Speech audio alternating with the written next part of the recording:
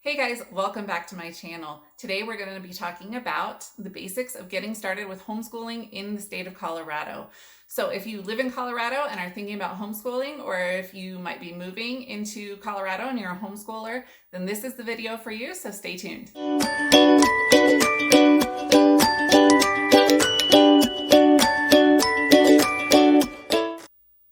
So if you are new to homeschooling in Colorado, the laws can seem a little bit intimidating, but they're really flexible and you have options, which is the good thing. So before we get into what those options are, I just want to give a little disclaimer. I'm not a lawyer and I'm not here to give you legal advice. Always speak with your own attorney about your own situation. If you have homeschool legal type questions, I highly recommend Homeschool Legal Defense Association, which I will link to below, and read the law for yourself, which is what I did, and which is how I've gained a lot of my knowledge. And I will also link to the homeschool statute in the description below as well. Okay, so the first option we are going to talk about is the notice of intent. So a notice of intent is simply notifying a school district that you're going to be homeschooling. It is not an enrollment form, and there's no approval process for a notice of intent. So a notice of intent must be turned in 14 days before you plan to start homeschooling. Now you can teach your kids anytime you want, but you just can't really start counting attendance until 14 days after the notice of intent is sent in. Now you can send the NOI to any district in the state. It does not have to be the one in which you live. So if you live in an unfriendly to homeschoolers type of district, you can send it somewhere else. It does not have to go to your home district. So on the NOI letter, you can put all of your children on one letter. You're just going to have to make sure you state the information for each child. And I'm going to be looking at my notes because I don't want to miss any piece of information. So forgive me if I look off camera for a second. So your NOI, it must include your kids' names, ages, your physical address, the number of hours of instruction that they will receive for the year, which the legal requirement is 172 days, averaging 4 hours a day. You can put that language right into your notice of intent, and that's all you need. So 172 days, averaging 4 hours per day. And then your signature, you have to sign the letter. So you can take this, you can either email it, snail mail it, walk it into any district. When I filed notice of intent, I always would walk it into the district office, and the receptionist would take it. She would make a copy of it, and she would date stamp it and sign it for me and hand it back to me so that I had proof for my records that I filled in that notice of intent. So no matter how you file it or where you file it, I highly recommend that you do something where it has proof, where there is like a signature card or an email, just something that shows that you actually did what you are supposed to do, because that just helps protect you later. And then keep that copy for your own records. So if you homeschool under the NOI or notice of intent option, there are some requirements for you besides the 172 days of instruction, averaging 4 hours per day. You also have to do testing or evaluations on odd grade years starting in 3rd grade. So the tests have to be a nationally standardized test. So I know a really popular test with homeschoolers is the PASS test, and that is not okay in Colorado because it is not nationally standardized.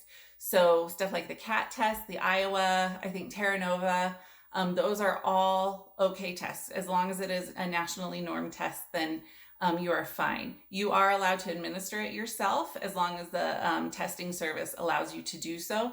So you do not have to send them to a school or hire an outside teacher to do the testing. You can do that yourself.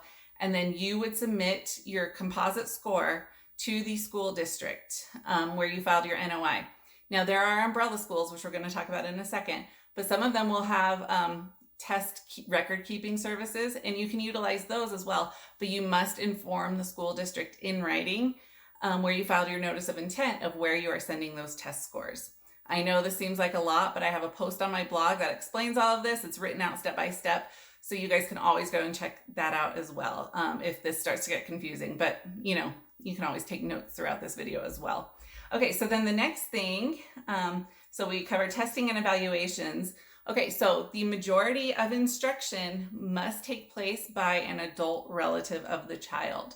So you can have a grandparent homeschool, you can have an aunt or uncle homeschool. You can have a sibling who is over the age of 18 homeschool your kids. You cannot have your next door neighbor homeschool your kids unless they are a certified teacher. That's a whole other issue, though, that I'm not going to really go in depth into today.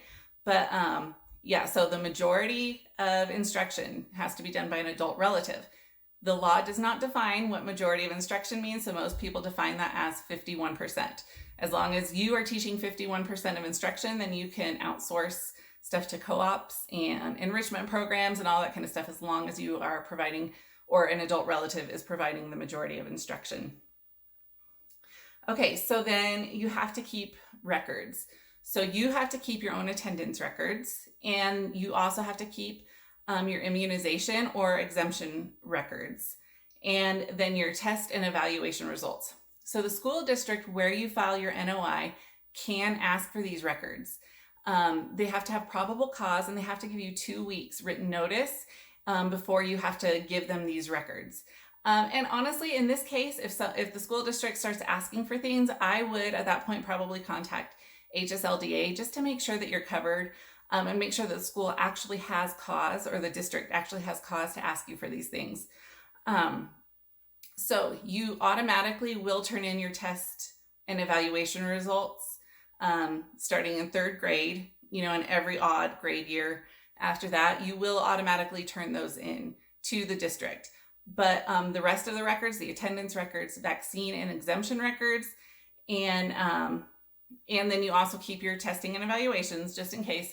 But those records are the ones that can be requested by the district. So you do not turn those in with your NOI. And I'm talking about the attendance and the vaccination, just to be clear.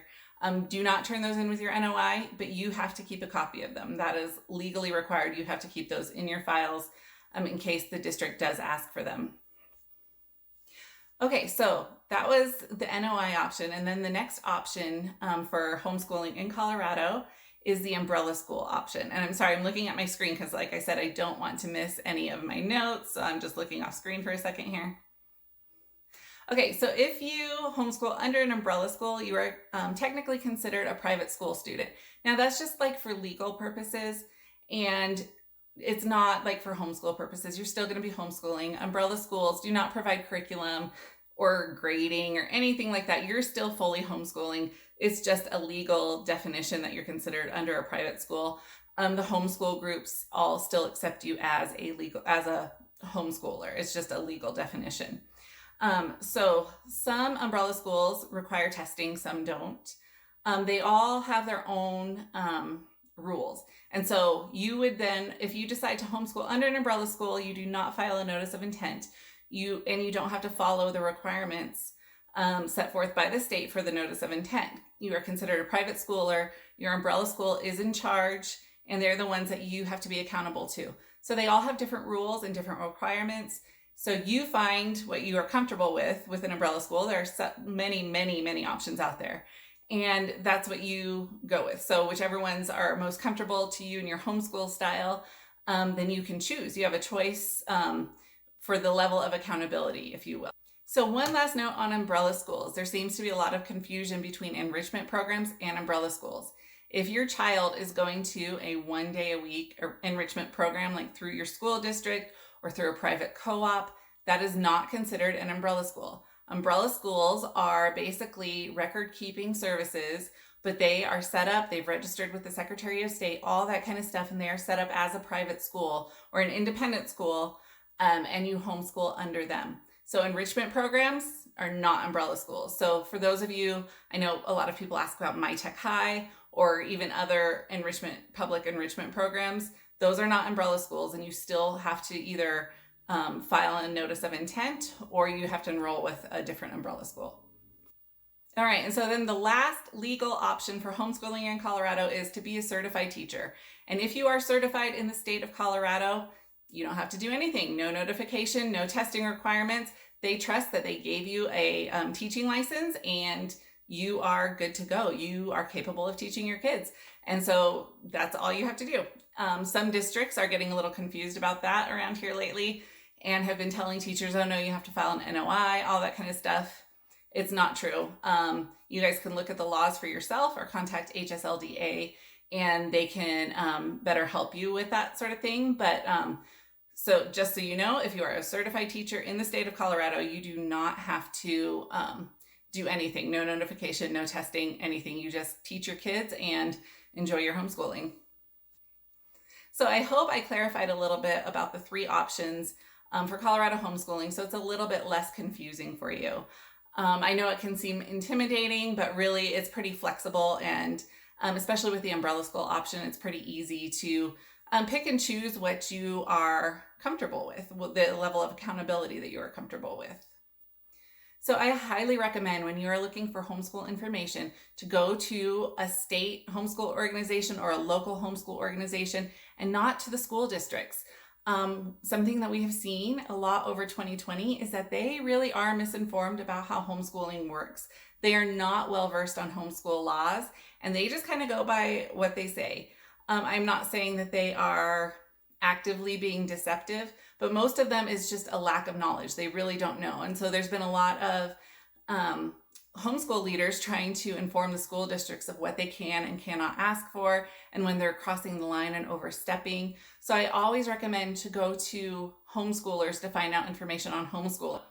Do not rely on advice from the local school district for homeschooling. Go to your homeschool organizations or to HSLDA to get advice for that. All right, so that is all I have for homeschooling in Colorado for now. If you guys have any questions, drop a comment below and I will be happy to answer or clarify. I'm also going to post links in the description to posts that I have written on this topic. So if you guys need something to reference back to and it's easier to have it in writing, I have posts for umbrella schools and for, just how to file the NOI and all that sort of thing on my website, myhomeschoolwithaview.com. Thanks for watching, guys, and I'll see you next time.